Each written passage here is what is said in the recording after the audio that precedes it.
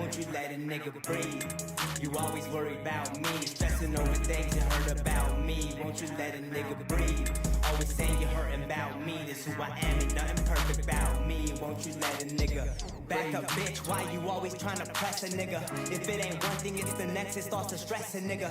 This overthinking that you doing, it affects a nigga. Patience running thin with you for real, bitch. Don't you test a nigga? Ain't never been the type to show no one affection, nigga. She don't trust me, say I'm the reason she don't mess with niggas. Calls me toxic cause I ain't with none of the extras, nigga. Pushing me away, bro. Once I'm gone, you ain't gon' catch a nigga. I'm feeling boxed in, I need me some space. There ain't no turning back like KK. I'm doing the race. Forget the bitch, I bag the only thing I ever would chase. Thought you was coming with sight, your number getting erased. On to the next, you should've known how I the look on your face. Get the fuck from off my phone, it's best that you know your place. These years I'll never get them back with you, they go in the waste. Got what I wanted, now I'm skating and you getting replaced. Won't you let a nigga breathe? You always worried about me, stressing over things you heard about me. Won't you let a nigga breathe? Always saying you're hurting about me. This who I am, ain't nothing perfect about me. Won't you let a nigga breathe? You always worry about me, stressing over things you heard about me. Won't you let a nigga breathe? Always saying you're hurting about me. This who I am, ain't nothing perfect about me. Won't you let a nigga breathe?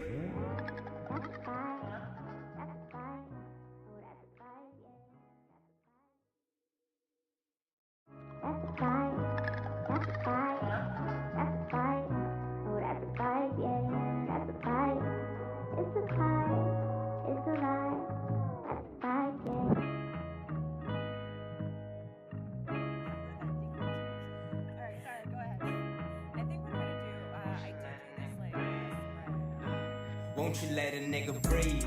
You always worried about me, stressing over things you heard about me. Won't you let a nigga breathe? Always saying you're hurting about me. This who I am, ain't nothing perfect about me. Won't you let a nigga breathe? You always worried about me, stressing over things you heard about me. Won't you let a nigga breathe? Always saying you're hurting about me. This who I am, ain't nothing perfect about me. Won't you let a nigga back up, bitch? Why you always trying to press a nigga? If it ain't one thing, it's the next. It starts to stress a nigga. This overthinking that you doing, it affects a nigga. Patience running thin with you for real, bitch. Don't you test a nigga? Ain't never been the type to show no one affection, nigga. She don't trust me, say I'm the reason she don't mess with niggas. Calls me toxic cause I ain't with none of the extras, nigga. Pushing me away, bro. Once I'm gone, you ain't gon' catch a nigga. I'm feeling boxed in, I need me some space. There ain't no turning back like KK. I'm doing the race. Forget the bitch, I bag the only thing I ever would chase. Thought you was coming with sight, your number getting erased. On to the next, you should've known how I the look on your face. Get the fuck from off my phone, it's best that you know your place. These years I'll never get them back with you, they go in the waste. Got what I wanted, now I'm skating and you getting replaced. Won't you let a nigga breathe? You always worried about me, stressing over things you heard about me. Won't you let a nigga breathe? Always saying you're hurting about me. This who I am, ain't nothing perfect about me. Won't you let a nigga breathe? You always worry about me, stressing over things you heard about me. Won't you let a nigga breathe? Always saying you're hurting about me. This who I am, ain't nothing perfect about me. Won't you let a nigga breathe?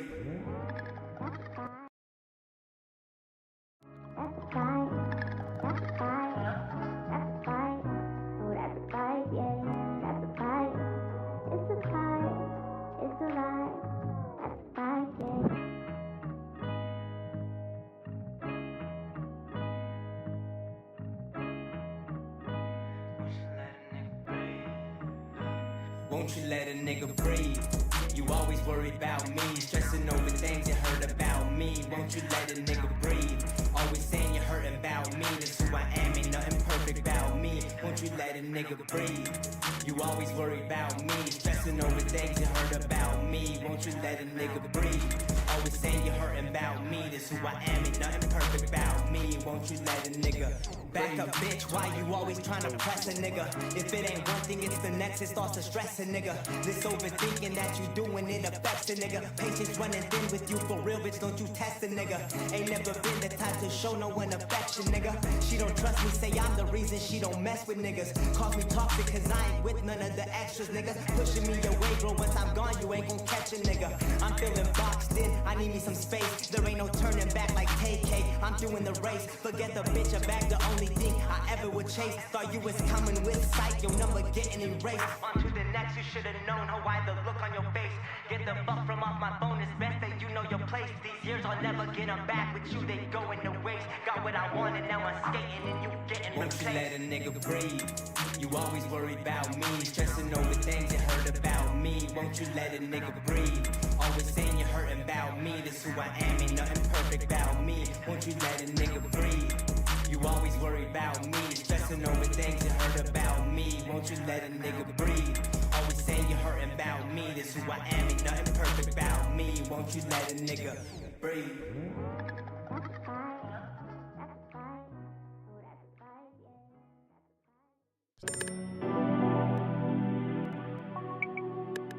Yeah. Spence. Nigga, where am I going?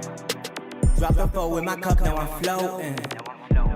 I can't feel a thing, to be real, I just go through the motions. Where am I going? Nigga, I'm in deep like the ocean. I've been in my bag, everybody around me, I'm ghosting. Where am I going? Drop the four with my cup, now I'm floating. I can't feel a thing, to be real, I just go through the motions. Where am I going? Nigga, I'm in deep like the ocean. I've been in my bag, everybody around me, I'm ghosting. Where am I going? We are going to another episode of HardFoul Radio. This is the show that values time. I appreciate all of you that are watching live and or listening to this after the fact. Appreciate you guys as always. Let's get started. So yesterday's theme was we were killing narratives that I think are old, boring, repetitive, and we just don't need to keep going through them, right? Today, we're going to do something a little different. Today, we're going to live in reality. And for some takes and some things in reality, it can be rough, it can be stressful, but it's your reality. And I'm a big believer in the quicker and sooner you realize what your reality is, the better you can get a hold of it, you can take control of your situation, you can live and exist in your reality, and you'll do very well for yourself. Right? And that's true with sports as well, is teams need to live in their reality. I'll give you an example here before we get into it. I think the team, and most people would agree, that has been the most delusional or the most lacking reality the last several years across any sports league, any sports franchise, has been the Chicago Bulls. No one really knows what the Bulls' plan has been the last couple of years. They're like just not quite good enough to really be a competitor or a true, real threat in the East or in the NBA as a whole. But they were never so bad where they were lottery, potentially getting the best pick, second best pick in the draft. And it never felt like they really wanted to commit one way or the other. They just wanted something to happen. They were letting life happen to them. They're like, all right, we'll just roll this out. Zach LaVine, DeMar DeRozan, good players. We'll get Andre Drummond on a cheaper contract, but it never quite made sense. And while I'm a big believer in that, I'm not an NBA GM or an NFL GM, any sports GM. I'm not an executive. I'm not going to come in here and try to say I'm smarter than the guys who are paid very well to hold these positions. But as a human and as a fan, we all kind of understand reality. You can't trick. For professional athletes, you can't trick professional athletes when you try to sell them an underperforming professional athlete. These guys know who are really nice, who are really great at the sport that they all play, right? Like you can't throw in, for example, for the NFL, you can't just make any track star an NFL receiver. And the receivers know that, and the other players know that. But sometimes GMs and executives, they don't quite know that. So they take, that's why every year there's a handful of guys who are picked who, yeah, maybe they played football, but they're really more track stars because they're fast. And they're like, hey, I think he could be a receiver. And for the most part, it doesn't pan out. There's some rare exceptions. Tyreek Hill, who that was his perception coming into the league. If you remember Jalen Ramsey calling him a returner early in his career. Now, he's obviously panned out and has turned himself into a borderline Hall of Fame, if not already certified Hall of Fame wide receiver.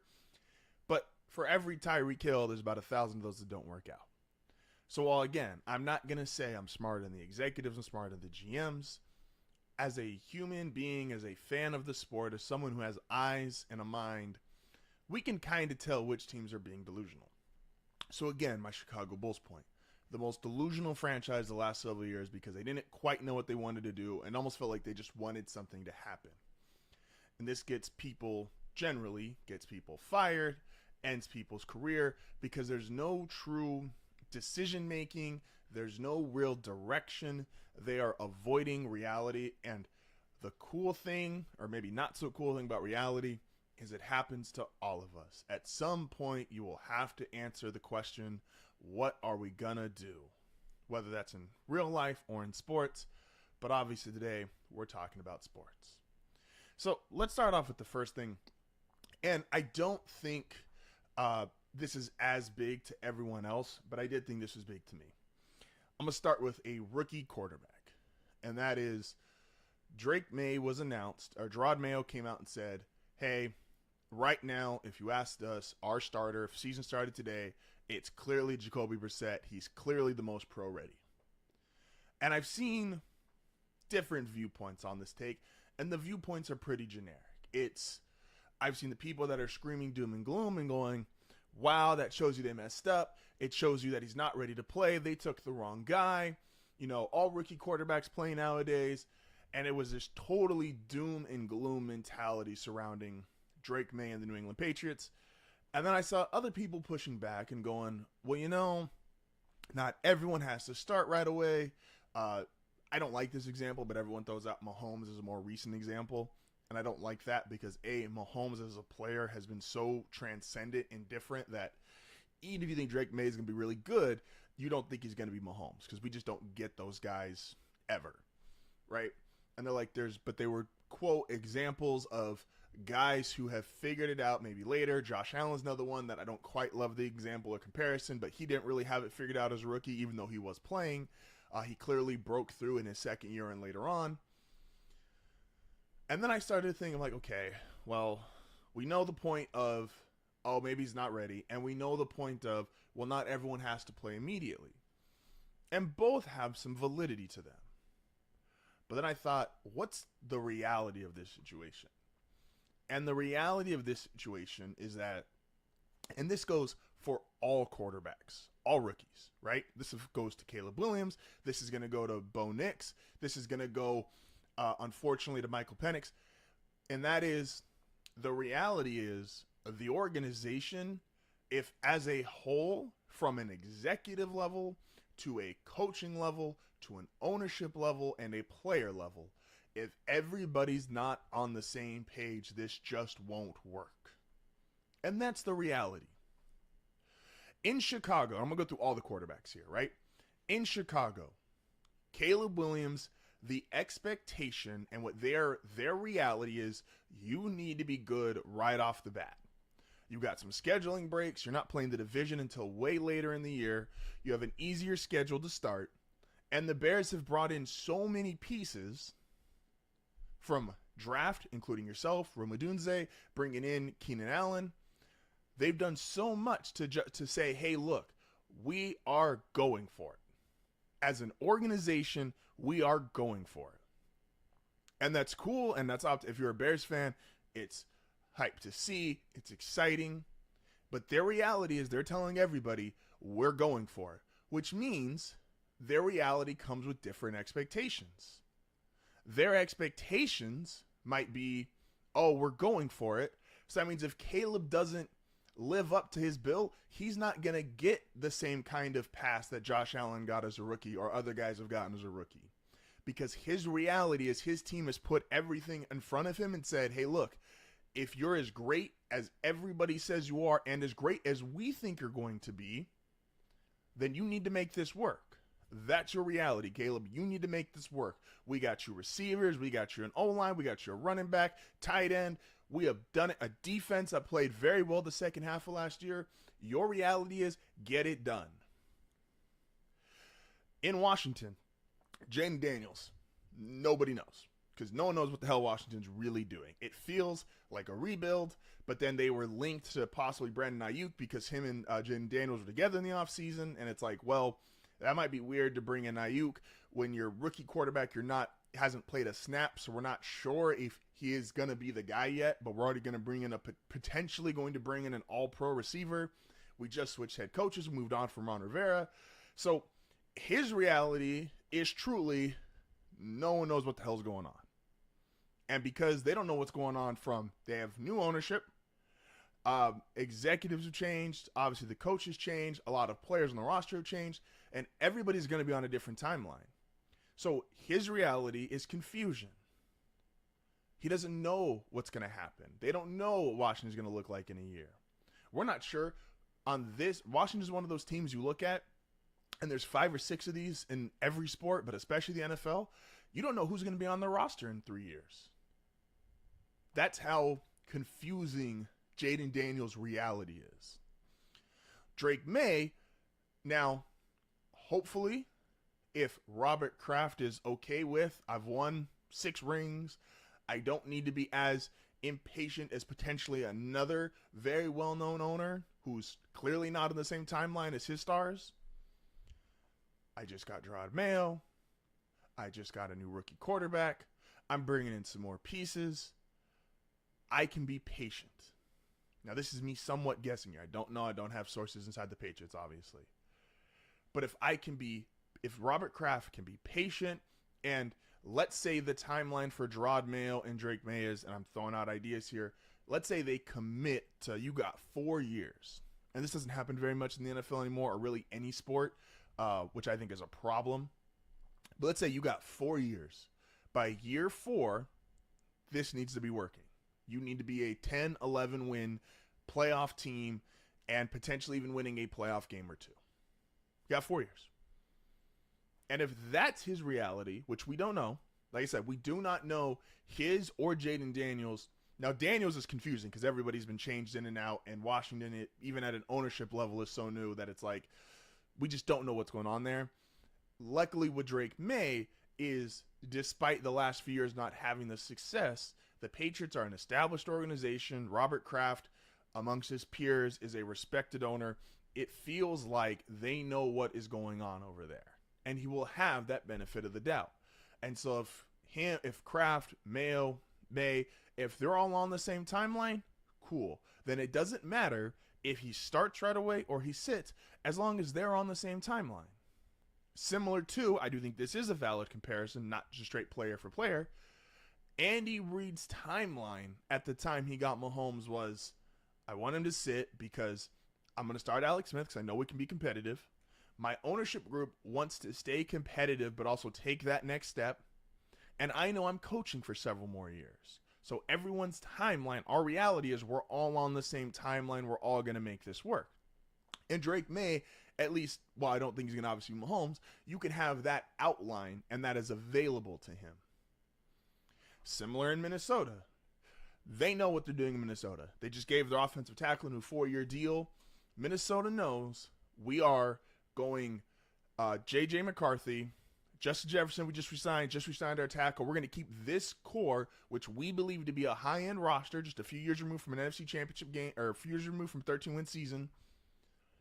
We are going to use this roster, fill it out to the best that we can, keep our guys, build some good faith, and we are going to give this roster over to JJ in a similar fashion to what Seattle did with Russell Wilson. Again, I don't want to compare J.J. McCarthy to Russell Wilson. Obviously, Russ won a Super Bowl, and Seattle had an all-time defense. I don't want to put that on Minnesota, but you can see that timeline. Their reality is saying we are going to be one of those teams who have a stud quarterback on a rookie deal and get a really strong roster around him. Then you go to the final rookie of this class, obviously, is Bo Nix. And again, and people can say what they want, crack jokes. I know Tony's already told me this. Don't get excited. Cool. Bo Nix, Sean Payton, and the Waltons are all on the same timeline. And they all know what they expect to happen, which is Bo needs to go in there. He needs to look good pretty much right away. He doesn't have to look great, but he has to look good right away. He can't look like how Russ looked. Because Sean's reality is he can't have another year like they had with Russell Wilson last year, and people still expect him to get the job done, or to have the cliche that he will get the job done. Like that, or the cachet, not cliche, I'm sorry. That will start to leave him if they have another disappointing season, specifically offensively. And for the reality of that franchise, and they know this, it's 8 straight losing seasons post making the Super Bowl. Man, I hate saying that out loud. But you've got all these losing seasons post making and winning a Super Bowl. Your reality is, Bo Nix, you need to be the guy. We already think you're going to come in right away and play because we've all heard about all the college starts, all the attempts. Like, you are experienced. Your reality is, you are set to come in and play. We believe in Sean Payton, the offense he can draw up. You kind of feel like Drew Brees in some similarity stylistically. Obviously not the player, but stylistically. That's your reality. And you know who's got the most confusing reality? Michael Penix. Because no one knows what the hell's going on in Atlanta. No one knows why the hell they drafted, why they got Kirk Cousins, paid him, then drafted Penix, which you've seen the story a million times this offseason. Well, that's what the Vikings told Kirk he was going to do. And they was like, well, I don't want to be here. And then now it's happening with the Falcons. So the left hand's not talking to the right hand, and their reality is all screwed up, and no one knows what's going on. And the reality for Michael Penix is you don't even know when you're going to play. This year, next year, the following, you don't even know if you're ever going to play for Atlanta. What if Kirk Cousins looks great next year and they let him play the full 4 years of his contract? As an older quarterback, are you just going to sit behind him for 4 years? The reality is, so Daniels and Michael Penix have very confusing realities from an ownership perspective, from an executive coach. No one really knows what's going on with those franchises. The Broncos and Vikings want to take advantage of these rosters that are potentially good quarterback, pay everybody else, be one of those teams, stud quarterback, rookie deal. The Bears are hoping they just hit a home run, but they improved their defense, brought in more offensive weapons, and Caleb is going to be worthy of the number 1 overall pick. And Dake Maye, we still don't know, but I will give the Patriots some benefit of the doubt because they've had so much success in the past 25, 30 years that they're not going to rush Maye the same way some of these other teams are going to attempt to rush them. But that's the reality for these rookie quarterbacks. Not here to debate. I'm not here to say this is absolutely what's going to happen. You take all the information, you put it in a pot, and you go, look, this is what we have. This is our reality. So I want to go from that to all the rookies to a guy who's was basically a rookie last year, now a second-year player. And that's Jordan Love. And Jordan Love apparently is not going to show up until he gets a new contract. Again, reality. I thought about this a lot, and I was like, well, what's the angle you take with Jordan Love? Because I think he's one of the harder quarterbacks to really evaluate in terms of, do we give him this money? We had an 8-game stretch, 9-game stretch, if you want to throw in the playoff game, where he looked fantastic. And then we also got several games of, not that good. So do you pay Jordan Love, who's basically batting 50-50 on some days he's great, some days he's not. Now, he's had them in streaks, which is one of the more confusing ways to evaluate an athlete. It's easy to evaluate if Jordan Love had his resume, but he flip-flopped every game. That'd be easier to evaluate. You would say, look, you haven't put together a consistent stretch of good football. But his problem is, and the Packers' problem is, he's put together stretches of both. Stretches of really good football, stretches of really bad football. And so when that's his reality and the Packers' reality, it's like, how do you evaluate this player? And then we have the real thing that's messed up for everybody is the reality of quarterback contracts. And I think this goes one of two ways. The reality of quarterback contracts is if you have one good year and a playoff win and you're young enough, that will put you at the top of the market. That's just what it is. Herbert, who didn't even have the playoff win but had the good year, got to the playoffs. Lawrence, one good year, got to the playoffs, won the game against Herbert. Both got $250 million mega deals. Jalen Hurts, who I like Jalen Hurts, but Jalen Hurts' reality is won MVP-ish year, got to a Super Bowl, got paid. Burrow, unfortunately, because of injuries, he's kind of batting again every other season.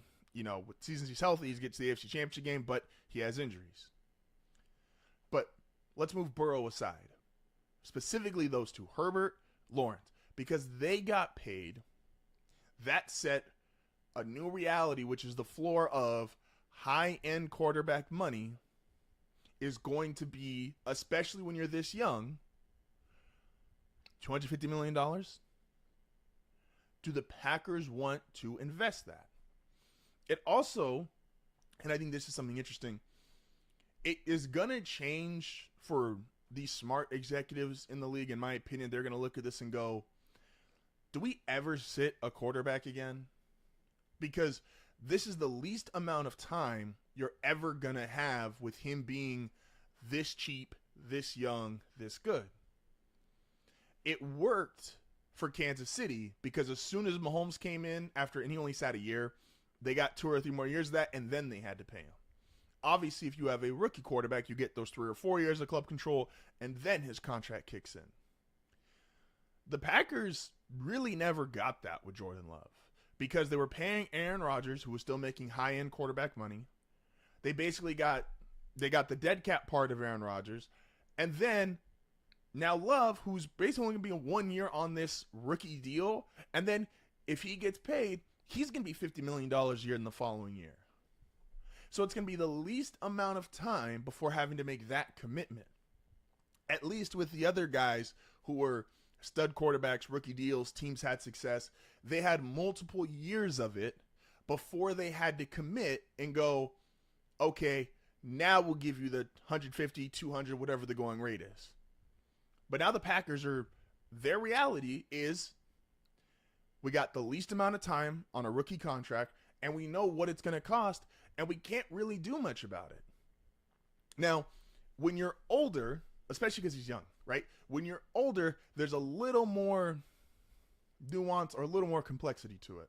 That's Dak's situation. Dak's on the other side of 30, so while even though he's put up the numbers and the production and there's been team success, maybe not as much as Jerry Jones wanted, but there's been clear team success, multiple 12-win seasons. But because he's on the other side of 30, there's more of a reasonable going, do we really want to give you $55, $60 million a year? That's a legitimate question because Dak's on the wrong age side of this. But Love is young, and Baker also too. Baker came in, 1 year prove it deal, and he got paid really well. But again, Baker's been around the league. He's older. He's not going to be able to command, even though he had the great season and a playoff win, he's not going to be able to command money like these young or mid-20-year-olds. That's, again, Baker's reality. How many times can we say reality in a 20-minute stretch?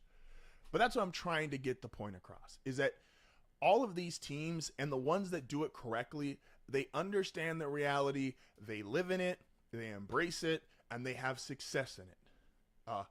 We're all sick of them, including myself, but it's one of those things about the Chiefs.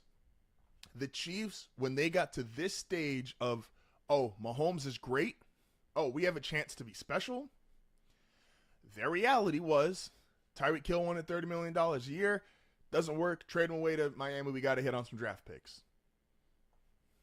Chris Jones wants to get paid, we can't do that yet, we're not willing to commit, let's do a restructure, and then we'll figure it out, okay, then we'll pay him because now we've won 3 Super Bowls. L'Jarius Sneed, he also wants to get paid. Well, we just paid Chris Jones. We got other guys who are, unfortunately, they're playing so well. We know we have to pay them. We're not going to pay L'Jarius Sneed. Sorry. Thanks for the help. Won a Super Bowl. Traded him to Tennessee. They're very well aware of who they feel like are their cornerstones, which are Reed, Mahomes, Kelsey, Jones. And they're very well aware of who can we get rid of, draft well. They are so good about living in their reality. This was the thing with the Patriots. Year after year, they knew who they were. They were realistic. They didn't have a deep threat. They played 2 slot receivers. They didn't have any good slot receivers. They put that 2 tight end set. They didn't have any of that. Well, we're going to be a power run team. They were okay with being realistic. They were okay with dealing with the actual circumstances versus some teams go, I hope this guy works. And they don't draft well, guys get fired, guys leave. There's all these different things that happen because they simply won't live in their reality. Man, I got a lot more to talk about coming up after the break. And I like Trevor Lawrence, but Trevor Lawrence's contract is just wild if you all things considered. And then I also want to talk about, let's stop acting like we all know how to rate a quarterback. I think that's important. I think that's something that should be touched on, as well as some stuff some more Justin Herbert, some more Jim Harbaugh. This is HardFoul Radio. Appreciate everybody that is tuned in live and or listen to this on a recording. We'll be back momentarily. Yeah. Spence. Nigga, where am I going? Drop the four with my cup, now I'm floating. I can't feel a thing, to be real, I just go through the motions. Where am I going? Nigga, I'm in deep like the ocean. I've been in my bag, everybody around me, I'm ghosting. Where am I going? Drop the four with my cup, now I'm floating. I can't feel a thing, to be real, I just go through the motions. Where am I going? Nigga, I'm in deep like the ocean. I've been in my bag, everybody around me, I'm ghosting. Where am I going? I don't know. This Celtics team is just better than the Mavericks. Look, the Mavericks have had a wonderful season. I said this last week, and there's no way to disregard or count out how great of a season it's been. But the reality is, the Mavs were a 5 seed. They were down 20 to the Clippers.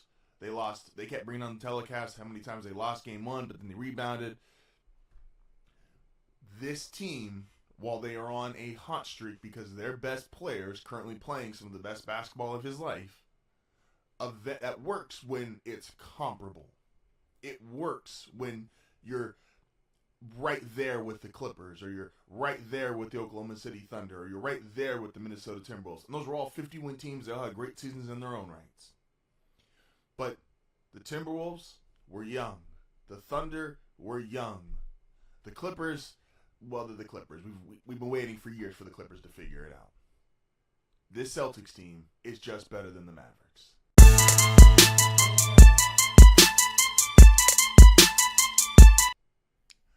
And we are back. This is HardFoul Radio. Appreciate everybody that is tuned in right now. So, this kind of goes against the theme of reality because it starts off extremely opinionated. What do we view now as a great quarterback?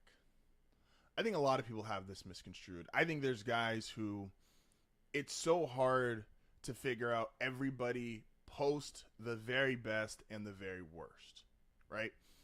So it's easy to tell Mahomes is great. Best quarterback in the league, best player in the league. When Brady was playing, best quarterback, best player. So it's easy to see that. When it's just the guy year in, year out, it's just off the charts, insane, phenomenal, all that good stuff. And it's easy to tell when you have a Nathan Peterman, for example. 5 interceptions. Looks lost. Can't play. Those are easy to see. When it gets tough is when you have a guy who's has success, but something's missing. Dak has had success, multiple 12-win seasons, multiple 4,000-yard seasons, second in MVP last year, but he doesn't quite fit the eye test. He doesn't quite look like the best quarterback in his conference or a top 3 quarterback in his conference, which he has the resume of one, but because he's not the typical build of a first-round quarterback or elite talent, that 6'4", 6'5" frame, rocket arm, etc., we don't quite give it to him. And then you have guys who historically even, they have success and they have the winning. Oh, and that's the other thing with Dak, is Dak doesn't have quite the winning resume for us to go, oh yeah, he's for sure great. But then if a guy does win, Brock Purdy, but he puts up the numbers, but again, doesn't quite have the eye test, not the rocket arm, not as mobile as quarterbacks are nowadays, and there's these things we start picking at, and we're like, not quite there. So what is our bar for great? Because we just mentioned in the last segment, Jordan Love is about to get paid like he's great. But is he, though? I said I could make a case either way. He has a stretch of really not good football, and he has a stretch of some great football, including probably the best playoff win of any team last year, not named the Chiefs winning the actual Super Bowl. That game against Dallas propelled Jordan Love. If you thought he was good, really good, average, whatever your opinion was, it skyrocketed after that game. But now what if he comes out in these next 3 or 4 games to start the season? Let's say he gets paid, and the first 3 or 4 games to start the season, he just looks average. Is he back to being average, or is he still great because we saw that playoff game? Again, we know what greatness looks like year in, year out for the guys who are just overly consistent. And right now, for a lot of people, that you can make an argument that's just Mahomes. Most people won't even agree right now who's the second best quarterback in the world. And for those people that are in the conversation, some people won't even admit they're that great. There's people that rip Josh Allen on a daily basis. There's people that rip Lamar Jackson on a daily basis. There's people that rip Joe Burrow on a daily basis. So what is great? And can anyone really figure it out? We all think Caleb Williams is great. But what if he bombs? Andrew Luck was considered great. And after those first 3 or 4 years getting 11-5, 11-5, 11-5, petered out early retirement. What is great? Is great being the super successful, but maybe not the numbers, an early Tom Brady? Is it being really successful or having a lot of stats, but maybe not the winning, a Phillip Rivers throughout the majority of his career?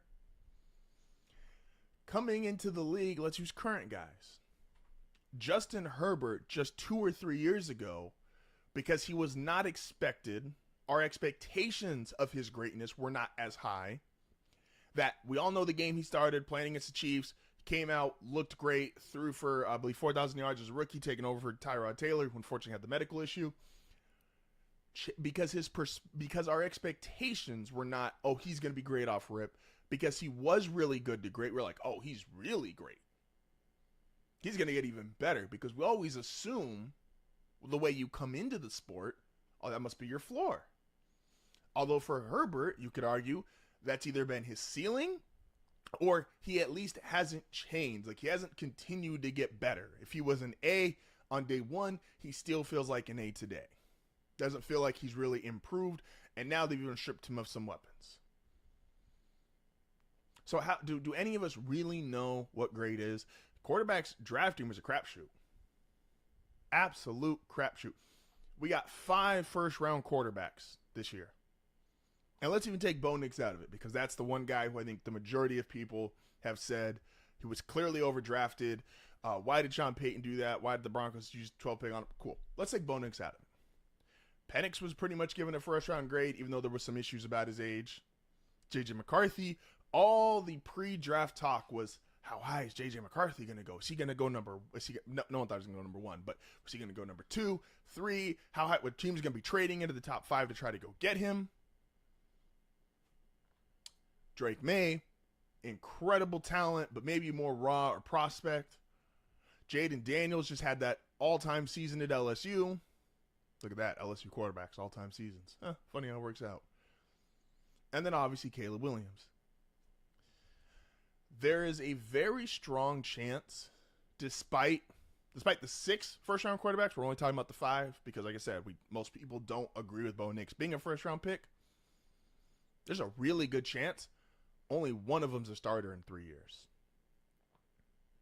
And that sounds crazy because we just came off the draft, and all these teams that drafted these guys this high, they're all excited. And, it's like, oh, we got our guy. It's for sure going to work. We talked about in the first segment everybody's reality, everybody's perception, and how this could absolutely unwind. Caleb's reality and expectation is he needs to be great, but what if he's not? Jaden Daniels' expectation is coming into Washington, show flashes, show promise, be that explosive guy you were in college, but what if he's not? Dake Maye, Gerard Mayo says, yeah, we drafted a project and we're going to treat it like a project. He might not even play this year. J.J. McCarthy, they're hoping that what if he doesn't get off to a fast start? What if there's frustrations with Justin Jefferson? What if the other parts of this roster that you thought was close or really high end, close to competing, What if it's not? What if there's regression? Are we going to look at any of these quarterbacks and say, oh, they're great after a year, great after 2 years? Let's use a guy from last year's class who we all think is great, including myself, C.J. Stroud. What if the Texans got, I don't like the word lucky when it comes to professional sports, but let's say they hit a uniquely timed hot streak. Let's say they started clicking and they started making those 2 or 3 plays a game that made the difference, and they played a stretch of teams that weren't making those 2 to 3 plays a game. What if the Texans only win 6-7 games this year? And if you look at their roster as a whole, that's not totally out of the realm of possibility. Part of why we all love CJ is that he took a roster that none of us thought was that good, and he got them to the playoffs. Like, think about that. But nobody would have looked at CJ any kind of different if his first 2 years he put up decent numbers, had flashes, but the Texans didn't do a whole lot of winning. Would we then question if he's great? Would we proclaim him to be great? I don't know, man. It seems like there's a lot of people want these very definitive answers. People want these guys to be, they want to know, oh, this is the best of the best. This guy's great. Like, we want that almost instant confirmation. And the reality is, on a year-by-year basis, if you went down and went all 32 quarterbacks, how many quarterbacks could survive one bad season? Probably half the league. That could survive one truly just bad season, and they would still clearly be the starter going into the next year. How many guys could survive 2 bad years? That's probably only the top 5 or 6. And who could survive 2.5 to 3 bad years? Maybe only Mahomes, and that's even being gracious to him. And he's been to 4 or 5 Super Bowls, won 3 or 4 of them. So it's proven nobody in the league knows how to draft these guys, because the majority of the best quarterbacks all time and throughout NFL history aren't first overall, second overall picks. Really, if you take out Manning and Elway, the first overall pick slot for quarterback gets even weaker. So nobody knows how to draft him. No one's done it consistently. Hell, C.J. Stroud was second overall pick. Carolina couldn't get that right. And I don't think that even if Houston had flipped spots to them, I don't know if Houston would have absolutely gone like, oh yeah, Stroud's our guy and let Bryce Young go too. Only a handful of them can survive 1 bad year. Almost none of them could survive 2 bad years. And I don't think any of them could survive 3 bad years. So what is a great quarterback? Again, they're all going to be paid great. They'll all be paid $40, $50, $60 million a year. But are you comfortable paying Dak $60 million a year? The Cowboys aren't, clearly. They haven't done it yet. The Packers are about to pay Jordan Love potentially $55 million a year. Do they love that? Are they going to love that? Herbert, who we just talked about, if him and Harbaugh don't make it work almost instantly, are we still going to think he's great when he's got a $52 million price tag next to his name? Jalen Hurts. All I heard 2 years ago is Jalen Hurts got it. He's up next. He's going to be joining the Lamar Burrow right under Mahomes tier. Anyone feel that way about Jalen Hurts right now? Like, we just have to accept that, again, the reality of everyone's situation. Are you our starting quarterback? Absolutely. Are we going to pay you a lot of money? Yes, because the reality is you got to pay your guy a lot of money if you want to even kind of attempt to keep him. But do we really know how many quarterbacks are that quote-unquote great or consistently? Do we know consistently how many of them are that quote-unquote great? And that answer is no. And speaking of, and I do want to hit this, and I'm not trying to slam Trevor. I promise I'm not. But I do think Trevor's contract is one that is going to really piss off a lot of owners. Now, NFL ownership is in this weird spot in my head. If you look at, they just released on Twitter a week ago, maybe it's almost 2 weeks ago now, and it was richest NFL owners. And it's an insane disparity. if you really sit there and look at it, it is a crazy disparity. And that's even with, there's only 31 owners. Like the Packers are owned by the community, and so they're different. They don't count, right? 31 owners, and the net worths of these 31 people. Now, all these people are way richer than I will ever be in my life. Cool, I get it. I'm not calling any of them broke. But it's massive. The Bengals owner, the Brown family, comes in at just under $1 billion. Rob Walton, who just bought the Broncos, has a $70 billion net worth. Think about that for a second. That's how big the gap is between these extraordinarily wealthy people to begin with.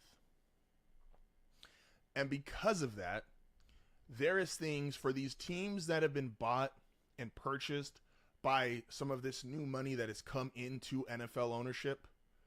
The Waltons, the Rams ownership, the Jaguars. Because they know, everybody knows there's more money coming to the NFL. Like the NBA just got a brand new TV deal and is about to get another TV deal with Amazon for the Amazon TNT. We talked about it yesterday, the $1.8 billion. Trust me, the NFL is very aware of that, and they're going to get potentially double that. Like there is more money coming in. Salary caps are going up more and more and more. But that's not going to benefit if you're a team like the Bengals and you have the poorest owner in the sport. You don't get the same benefit that the Broncos, the Jags, the Rams, these extremely wealthy people and extremely wealthy ownership groups, that they're going to get to take advantage of even more than you can. So when the Jags give Trevor Lawrence that contract because they believe we invested the first overall pick in you, we believe in this talent and this bloodline that was like, you were a great high school quarterback, you were a great college quarterback, we believe you will eventually figure this out and become a great pro quarterback, we're willing to put the money in because A, we have more excess money than some of these other teams. So as this cap moves up, we're going to get to benefit because we have more expendable money to put into the team. Versus the cap could be $500 million and the Bengals ownership group just simply can't afford it. And you will start seeing some of these teams, there is a world that exists where these players get priced out of certain markets. And that's insane to think about considering the NFL, but this is the reality. Now, that being said, this is still a billionaire's boys club.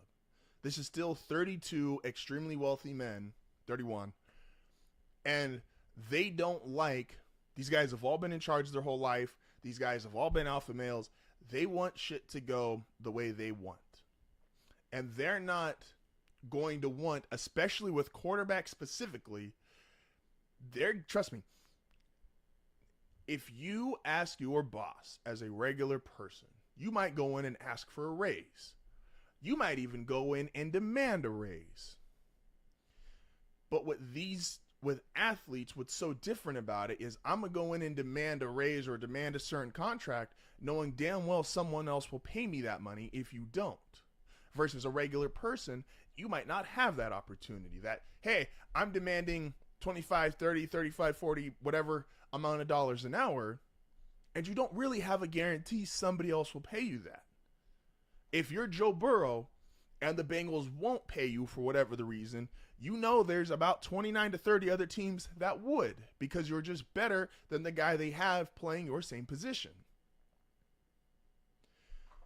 Owners don't like that. They want to be in charge. Alpha males, extremely wealthy guys. We even heard about the prospect of a quote-unquote quarterback salary cap because their salaries are just skyrocketing past all the other positions. And while I don't know if it'll happen in that sense, some of these owners, and a large amount of them, because I said there's a really big divide. You look at the top 10 richest owners in the NFL, and then you go down to the bottom 20, there's a big divide in net worth here. They're not going to want to play the game of the NFL knowing that their quarterbacks are going to be able to start demanding. Dak's about to demand $60 million a year and is currently probably demanding $60 million a year. And that's to Jerry Jones, one of the most influential and wealthiest owners in the NFL. Jerry doesn't like that. And if Dak can demand 60 now, what is Caleb going to demand in 2 years or 3 years? What is CJ going to demand in a handful of years? now you put it on these owners the same way they did it in the NBA, where it was like, okay, for about a 5-6 year stretch, the NBA, LeBron went down to Miami, was able to get D Wade. Well, D Wade was already there, but was able to have him, D Wade, Chris Bosh, and they were able to control more than any GM and or owner. And because that became a trend for a few years, Melo to New York, obviously Boston had just done it with their big three. Owners didn't like that. And so when it came time for the new collective bargaining agreement, there were changes that they wanted made so that this would stop being the norm. They did not want the players to have control. And the NFL, these owners are not going to want quarterbacks to have all this control, all this power. Like that's their employee. No one really wants their employee to be able to tell them, hey, I actually make the rules. You just signed the check. Even if they're profiting off them. Even if they're making millions of them, upwards of tens of millions of dollars off them. They still want to feel like the boss. They still want to feel like they're in charge. At some point, the rise of quarterback money, and if you think I'm tripping, you think, oh no, there's no way they can do it. Quarterbacks have too much power. It's like it's the most important position. Go back, if you're too young, go back about 11, 12 years, and look at what happened with rookies. If you remember, like Matt Stafford is one of the highest paid players of all time. And that's because when he came into the league by Detroit, I believe it was 6 for $72 million. There was still, rookies were getting more and more and more money to the point of a lot of rookies were entering the NFL with already, I hate to say life-changing money because these guys who come in and make 4 for 20, you could argue that's life-changing, but like Stafford signed 6 for $72 million as a rookie. Hadn't taken a snap. And the owners are like, this is insane. This is basically a brand new employee, first day on the job, and I already got to pay him more than I've probably ever paid anyone else in my life. We got to fix this. And the quarterback money and the quarterback market and the value of that position, trust me, it's going to go the same way. When they go to renegotiate, I'm not giving you the answer of what exactly they're going to do, but I guarantee you they're going to change it. Because their reality is, I've been in charge my whole life. I'm an alpha male. I'm a billionaire. You can't tell me what to do, and I don't like an employee having this much power over me. It is Tuesday, which means it is Team Tuesday, so we are going to talk some of my teams coming up after this break. So I always enjoy that. If you're not a Team Tuesday person, totally understand. This is HardFoul Radio. We'll be back momentarily. Paul George to the Sixers. I think this should matter. I think it does matter for the optimism of the fan base. They also just re-signed Tyrese Maxey. But I also think the reality is Paul George to the Sixers, all it does is slightly change the odds of how much they'll lose by if Joel Embiid still goes down. Do not be mistaken. This is still a Joel Embiid or bust team that the Sixers have. If Embiid is healthy, he's there for the playoffs. They have a chance because he is that talented. He also has to perform, which was his problem last year. I understand. Last year was more nicks and bruises versus him outright being out. But Paul George, great player, coming off a career-high shooting from 3. But the reality is the Sixers are only going as far as Embiid, and that's with even the emergence and how great Max. Paul George. Yeah. Spence. Nigga, where am I going? Drop the 4 with my cup, now I'm floating. I can't feel a thing, to be real, I just go through the motions. Where am I going? Nigga, I'm in deep like the ocean. I've been in my bag, everybody around me, I'm ghosting. Where am I going? Drop the 4 with my cup, now I'm floating. I can't feel a thing, to be real, I just go through the motions. Where am I going? Nigga, I'm in deep like the ocean. I've been in my bag, everybody around me, I'm ghosting. Where am I going? I don't know. And we are back. This is HardFoul Radio. Excuse me. This is Team Tuesdays. We're going to do some talks about my personal favorite teams. I always reserve that for Tuesday. We're going to have a tier list tomorrow. It's in the middle of the week. I think it's going to be a good spot to put it, especially when it comes to NFL season.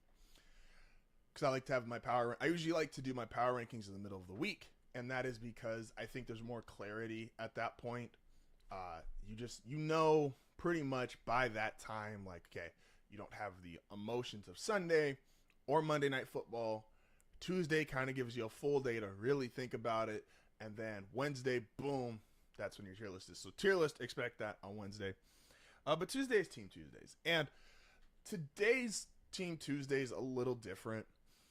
I don't think there's much I could say about the teams I like right now that are going to be much different from what has been said already. And so I didn't want to just come in here and reuse a bunch of old talking points. Yes, I could talk about the Pelicans and go, why have we not traded or done something with CJ McCollum? Why is he more apparently valuable to the franchise than Brandon Ingram?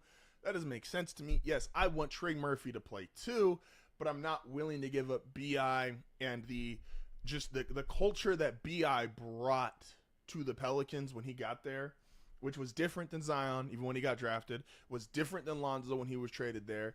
Josh Hart, love him, but it was different. Like, BI actually was a all-star culture setter on top of being an all-star NBA player. And so I've never really understood it, but again, I don't want to just come in here and rehash the same things. I could talk about the Broncos and go, you know what? And I think the Broncos just have probably the most clear guideline out of all the teams that I root for. The Pelicans are unfortunately like suffering from success because they've been able to have so many above average, really good players that it's hard to start figuring out, okay, who goes with who. Obviously, you've got Zion. Obviously, Herb Jones just made an all-defense. Again, only guard to make all-defense. Going to bring that up. Or only guard to make first-team all-defense. I'm sorry. But they almost, because they have so many, they have a Trey Murphy. They have Jose Alvarado. They have CJ McCollum. They have Herb Jones. They have B.I. They have Zion. It's like, okay, not everybody can start, and not everybody can be on the floor at the same time. And I get it. And it is a good problem to have because there's plenty of teams that I look around, I'm like, man, I would be sad as a fan if this is the roster I rooted for, whether they're top heavy or not. Like, there's rosters I just believe are really good, but they're top heavy really good. The Sixers are like this. The Clippers were like this for years. And so it made me think, okay, well, how do you really present a Team Tuesday? I'm sorry, I didn't finish. The Broncos are pretty clear because Sean Payton's got to make this work. They got you Bo Nix, and that was the guy that you apparently wanted, even came out and did the press release saying, hey, tricked other teams into getting J.J. McCarthy.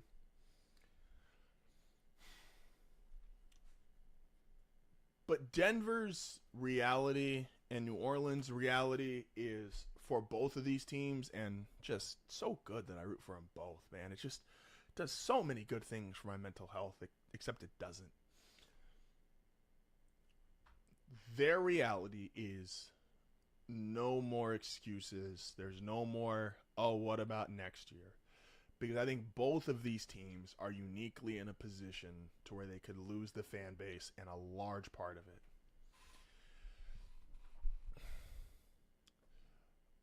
When you root for a team, beyond it being totally irrational, I've said the fan fanatic thing on here multiple times, it genuinely becomes like a part of your soul, your characteristics, like your DNA, like you were just all about it. But that also comes with the risk of, I've seen people, and I used to never think this was possible, but I've absolutely seen it. It absolutely can happen. We're coming around an hour, so we're going to lose some of our TikTok people. You can just lose part of your fan base because you never figured out how to keep them.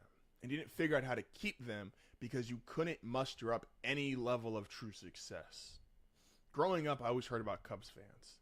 100 years without a World Series. I also heard about Red Sox fans. Bambino curse, haven't won a World Series in X amount of years, almost 100 years. And it's like, how do you get those people to stay fans for that prolonged period of time? Part of it is, it's just different back then. Like, there's, farm systems work differently. We've talked about this a bunch in the NFL. Quarterbacks going to start right away. So, like, everything was slower. So some of this stuff was just naturally a matter of the times. You know, when people didn't have cars, you weren't sad you didn't have a car. Nobody had one. I'm not that old, but I'm giving examples here. Nowadays, and I've said this before about the Broncos before, is I would be in a much worse position as a fan if they hadn't won in 2015. Now, the return on investment for winning in 2015 was they gave me 8 straight losing seasons. Thanks, guys. Okay, well, now that I'm done, I've relapsed on that. So all those seasons, obviously losing seasons to get the Super Bowl in 2015. But if they hadn't won in 2015, eventually I'd start going, and Tony asks me this all the time, and somewhat jokingly, somewhat mockingly, why do you still root for him? And the answer is because I'm irrational. That's the actual answer. But Denver, you've had enough time. You've had Peyton Manning has been retired for 8 years. Peyton Manning's in the actual Hall of Fame, and he is still, despite that he's pretty much ditched the Indianapolis Colts and has become a lifelong Bronco, you haven't had a winning season since he retired, since he got into the Hall of Fame, or since he's been in the Hall of Fame. It's got to change. Pelicans. This group under David Griffin. Now, I think David Griffin has done some fantastic moves, and I think this is the part where you're kind of, you know, it's a no-win situation, even though I think you are doing your job exceptionally well. And that is David Griffin, despite how well he's done his job, despite how much talent he's acquired, the lack of winning with said talent, and your theoretical peak being a competitive first-round series against Phoenix, and you were first in the West in December 2 years ago. You got to have more. Because you do have a Zion, because you do have B.I., because you do have Trey Murphy, because you do have Herb Jones, because you do have C.J. McCollum, because you do have Jose Alvarado, because you did have Jonas Valanciunas. Like, you have all of these guys who the world recognizes and your fan base recognizes as, oh, they can play. These are really good players. In Denver's had the opposite problem of they've never really been able to accumulate a large amount of talent post the Super Bowl. They had the end of the no-fly zone, and that team obviously was still very talented. But post that, you haven't put something up where your fans are like, oh, I'm excited. Oh, yeah, we're going to win. Not even the actual production of winning, but even the excitement. We've had Trevor Siemian, Case Keenum, Teddy Bridgewater, Joe Flacco, Brock Osweiler again, Paxton Lynch. Like, you've had this revolving door of quarterbacks, and this revolving door where the only thing consistent has been the lack of success. And you can only do that to people for a certain amount of time before they just go, I'm done. I don't want to continue doing this. And take it as someone who's had their Sundays ruined, hell, almost their entire weeks ruined irrationally because their team lost a football game. And Denver, you've done it even worse because before last year, and last year's offense wasn't some high-flying thing, to talk about or hype up, but it was better than the last couple of years where the offense was just non-existent. The first Russ year under Nathaniel Hackett, that offense was just hard to watch. Just hard to watch. It was insufferable how hard that offense was to watch. The Case Keenum offense wasn't much better. The Joe Flacco offense wasn't much better. The Bridgewater offense had some ups and downs. One cool Cowboys game I got to talk shit to a friend about. But at some point, you will start losing. As crazy as sports fans are, and we do have a life outside of sports, and eventually we will just find other things to do. And while I don't root for teams that are necessarily in these super big cities, New Orleans is kind of weird because obviously they have Mardi Gras and they have these huge peak moments of partying throughout the year.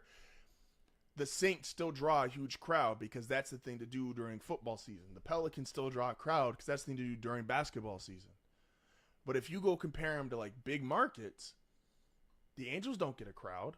And they've had Mike Trout and Shohei Ohtani because There's other teams, Dodgers, Lakers. There's other stuff to do in California and to do in Los Angeles. You can go to the beach. You can go to Disneyland. You can go to other theme parks. Like, there's just other things to do where it's, if you can't keep people's attention, you can't keep people interested because you have a lack of success and you have a lack of promising on a good product, they will leave, they will venture out, they will go elsewhere. It's how it works in life. It's how it works in business. If you can't get someone to keep coming in the door, at some point, they all stop coming in the door. Say what you want about a Walmart, a Target, a Best Buy, whatever the store is that you personally don't like, they keep people coming in the store. They keep people coming in the door. They do not and are unaffected by, we're not quite doing well. Like, they have down quarters. Walmart's had down quarters. Target's had down quarters. Any big business has had a down quarter. But they bounce back because they know the end game of constantly having bad quarters, bad years is losing market share, losing consumers, losing customers, and eventually you close your doors and no one ever comes back in. And I think that's what both teams, while they're in different positions, I think the Pelicans are one of the 3 or 4 most talented rosters in the NBA. Denver's probably a bottom 5 to 10 roster, but I still have hope. They are both in serious jeopardy of losing their fan bases. And that's about as morbid as I can be on a Team Tuesday. With that being said, when we come back, I do want to talk about, as they made all these lists, the top. We're going to talk about it. It's a weird, I don't know if I have the exact phrasing for it, but we'll see if I get the exact phrase when we come back from the break. This is HardFoul Radio. We'll be back momentarily. Whether or not Michael Jordan has a Defensive Player of the Year award or not does not change his actual greatness as a defender. People that need stats, accolades, what the record books looks like to justify how great a player is, you're just wrong. Otherwise, you would think Wilt's the greatest player ever, or you would think Kareem is in the greatest player ever conversation. We have eyes. We've seen it. Whether you're a Mike's the GOAT kind of person, you're a LeBron's the GOAT kind of person, you're a Kobe's the GOAT person, maybe you're a Paul George is the GOAT person. Yeah, Paul George is the GOAT. People probably not so much. But we have eyes. We've seen how great these individuals are. We don't need stats, records, achievements. Those things are cool, and it's great for the individual person. But those things aren't really needed to determine who's the better player, who's truly great. Mike was a great defensive player with or without award. Come on now. Stop the bullshit.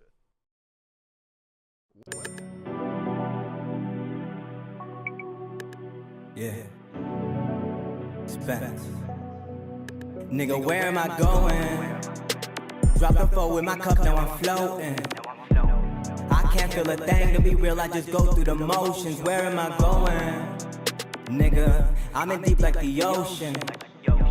I've been in my bag, everybody around me, I'm ghosting. Where am I going? Drop the 4 with my cup, now I'm floating.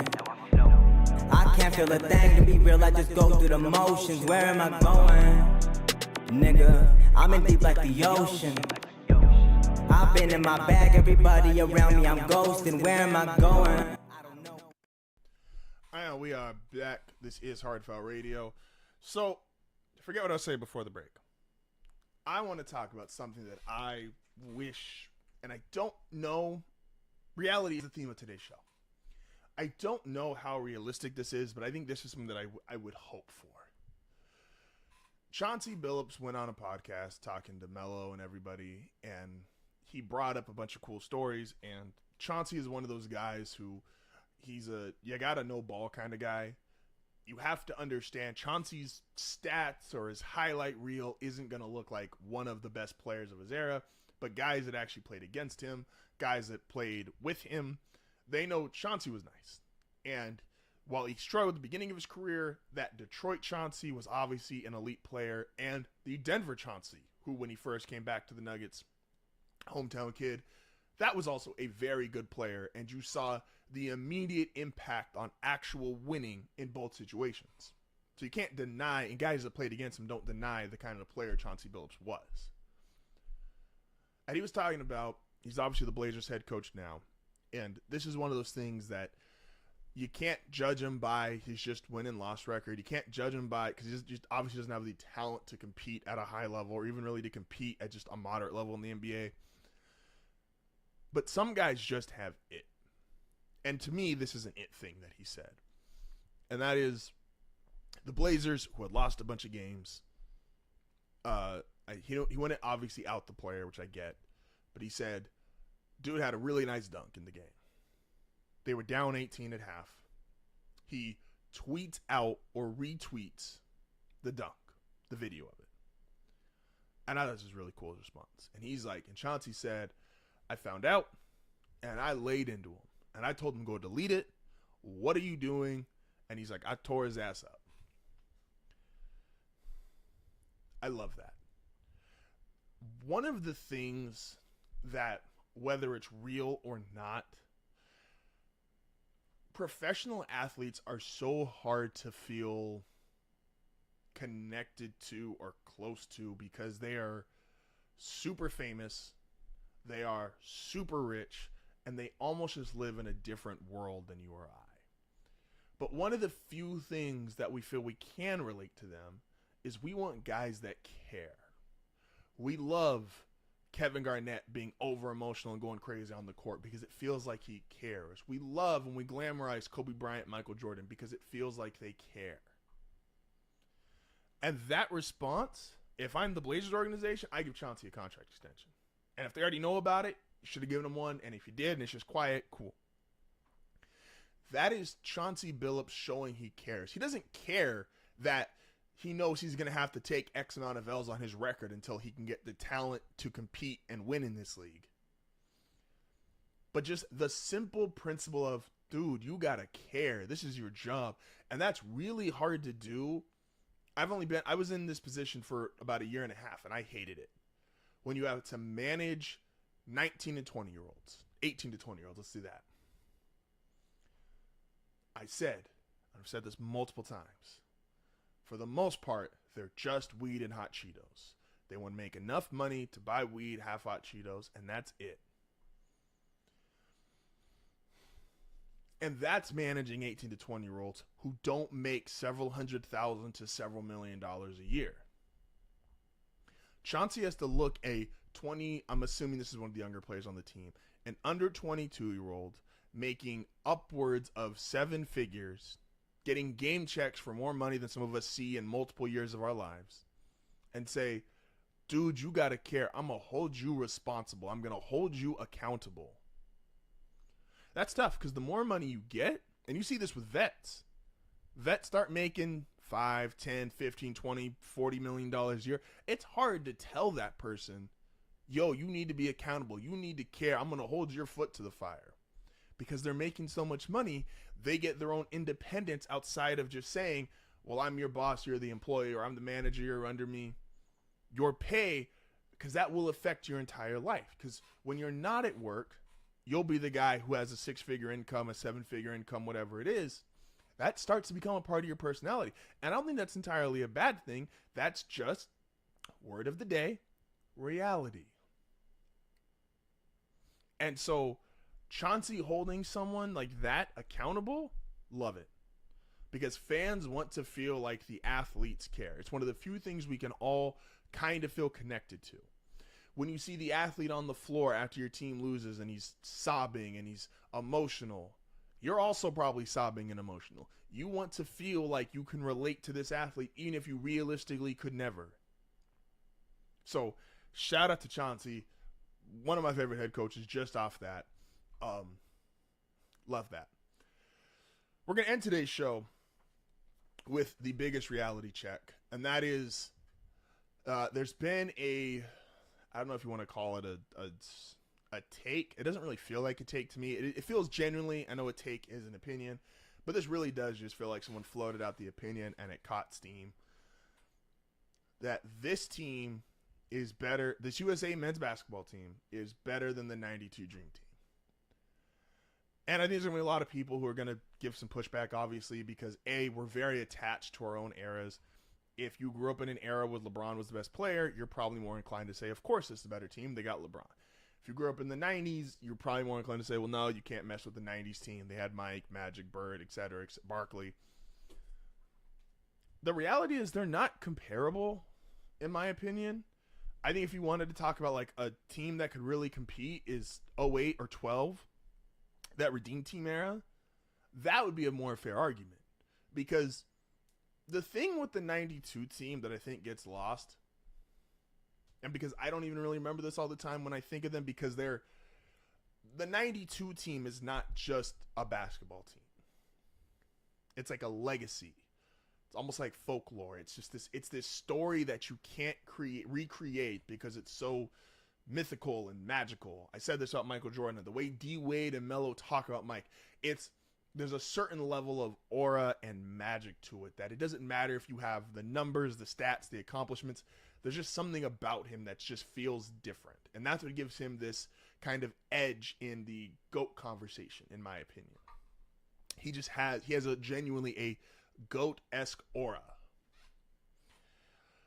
And the Dream Team, because Magic was at the end of his career, Bird's back wasn't there. So while their names on that Dream Team, and when you have to compare these teams, you need to compare them for who they were at the moment. So like this is a 39-year-old LeBron, which is a worse version of LeBron than was on the Redeem Team. That's just a fact. Compare them for how they were in the moment. And in the moment, this ain't it. In the moment, Mike, Barkley, David Robinson were your clear best players. Magic and Bird were just kind of there. Yes, the names are incredible on the 92 team. But no, they couldn't beat this 2024 team, nor do I think they could beat the 08 or 12 team. They're just, those guys are at a different stage in their career. And the reality was, as great as we all think Mike is, at some point Mike will lose the 1v8. If you want to say, oh, Michael's the best player in the series, cool. Michael's not better than, Michael by himself is not enough to beat an older LeBron, KD, Steph, Anthony Davis, Joel, and like these names just start stacking up. And it's like, look, dude, this isn't a real conversation. These are two teams in two different eras. Yes, in 92, Mike and Charles were so much better than everybody that they could run through teams damn near 2-on-5. And then you had David Robinson. Like, the Dream Team is, to end today, the Dream Team is not reality. The Dream Team is just that. It is a dream. It is a legend. It is a story that will be passed down for years and generations. It's mythical to a degree. It's not reality, because their reality is not the names on the jerseys, because that's not where those guys were at that stage in their career. And that also applies to the 2014. So I said, you have an older LeBron, an older Steph, an older KD, and that has to be a factor when you're comparing them to 08 or 2012. You know, those guys, the stage they were at that point in their career has to matter. Oh, man. Love it, love it, love it. This is HardFoul Radio. We'll be back tomorrow. Same time. I know we started a little bit late today. Be back same time tomorrow. Appreciate you guys, as always, at I Talk A Lot 90. Don't forget to go check out our other shows here we have on HardFoul Network. This is HardFoul